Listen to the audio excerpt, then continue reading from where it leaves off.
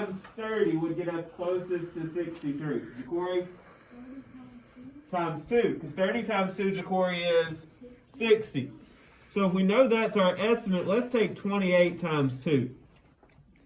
Now that might get us real close, or it might not. So Isabella, 8 times 2, 16. 2 times 2, plus 1 more is 5. So let's use 2, which is 56. So when we subtract, we have to borrow, and 13 minus 6 leaves us with 7. So was 2 the right thing to use? Yes, because it's way underneath 28. And now we can bring down the 6. Okay. So let's estimate again, Ethan. So what times 30 is going to get us closest to 76? 2. Still 2. So let's try 2 again. Now we already know that 28 times 2 is 56. So when we subtract, we get 0 and 2. Now, there's nothing else to bring down. Can 20 be our remainder? Yes, because it's below 28. We've done everything correct. So our final answer should be 22, remainder 20. Okay. So remember, those are not easy problems on number 2 this week. But if you use some estimation, it can help you out. Okay? All right, turn your paper back right way and let's jump to number 4. So circle 4 with me for just a second. Now on number 4, we have to put in the power of 10. So 10, 100, 1,000, 10,000 to make the equations true. Okay? So let's look at the very top one together. They started with 925 and they finished with 92,500. What did they multiply by to make that equation true? Tyron? Now if I put 1,000, Tyron, let's see what would happen. 925 times 1,000 would be 1, 2, 3, and I would have too many zeros. 100, very good. So 925 times 100 would be 2 jumps, which would get me to 92,500. Let's go to the very bottom one on number 4. So look at the bottom one. There they started with 27. They finished with 2,700. So Michelle, what did they multiply by there? 100. Because we could do the same thing. 27, add the decimal, 1, 2 jumps, and it is 2,700. Okay? I'm going to leave you those middle two for right now. All right, I want you to skip ahead to number 7. This is the big one this week, one we haven't seen before. Now, the first thing that we're going to do is we're going to add the fractions together. So I want you to draw kind of an arrow with those 2 fractions. And someone raise your hand and tell me, if I add together 5/7 and 3/7, what would it equal? Jackson? 8/7. So I want you to write that down.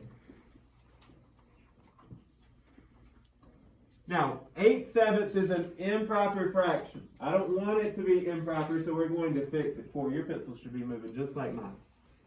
So, we're going to draw a fraction bar to show what 8/7 really is. Now, on that fraction bar, someone tell me how many pieces do I need to divide it into? Marlene? 7. So, 1, 2, 3, 4, 5, 6, 7 spaces. Now, Marlene, how many pieces am I going to be shading in? 8. So, do I have enough in just one fraction bar? No. 6 or 7?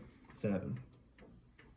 So we're going to draw another fraction bar and we're going to do the same thing. 1, 2, 3, 4, 5, 6, 7 spaces.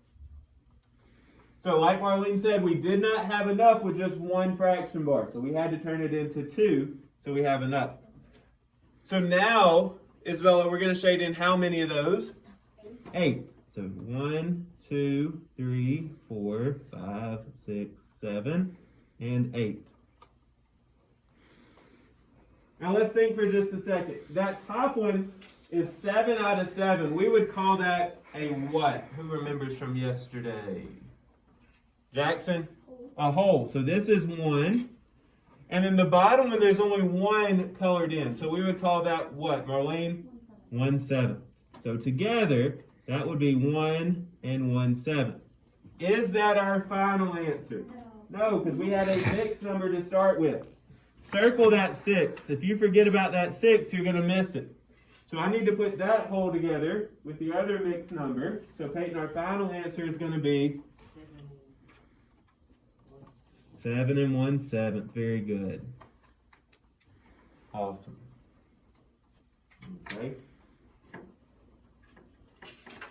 Let's do one last one together, and then I'm going to turn you loose on the rest of them. So circle number 8, but we're only going to do this one. So if we're going to compare, that means we're going to draw 2 fraction bars.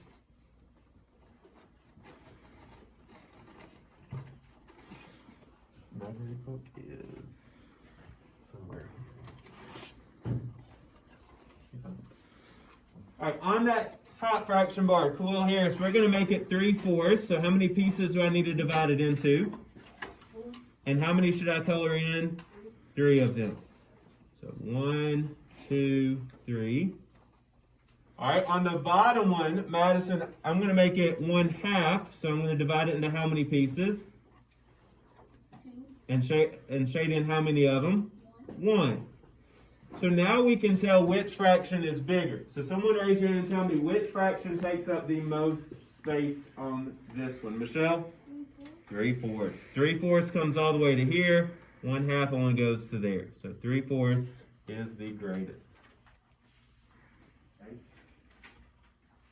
What I want you to do, I want you to go through and solve the ones that we have not done yet.